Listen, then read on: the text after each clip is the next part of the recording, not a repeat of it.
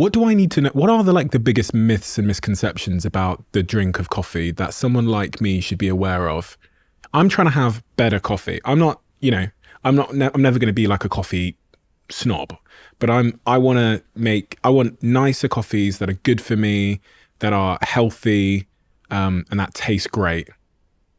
What do I need to know? What are the misconceptions?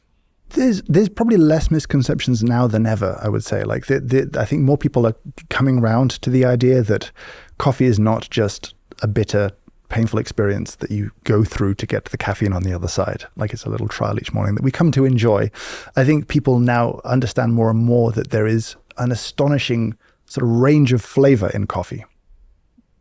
20 years ago, there wasn't. 40 years ago, there was no diversity of flavor in coffee. Coffee was brown and mean and miserable, and that was it. And now you can have coffees that taste kind of fruity and floral. You can have coffees that taste earthy and rich or chocolatey or whatever else. I think the thing that I want to kind of get out into the world is whatever you enjoy, I'm pretty sure there's something you could enjoy more because there's so much out there. There's so much diversity. That's the first thing.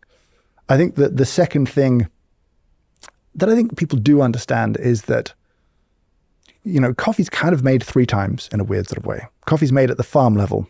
And we would understand that with wine, like a grower grows the grapes, they make the wine at that point. And the producer of raw coffee carefully grows fruit, harvests the seeds, processes them carefully.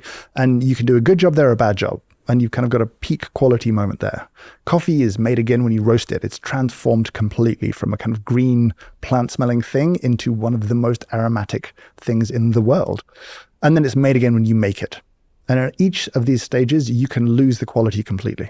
You can do a terrible job roasting it, make it taste awful. And you can do a terrible job brewing it and make it taste awful. And I think for a lot of people, coffee making was not particularly a skill. Coffee making was not complex or hard, and it shouldn't be complex, but it's easy to get wrong. And I think you can be disappointed by a coffee that you've made without really understanding why.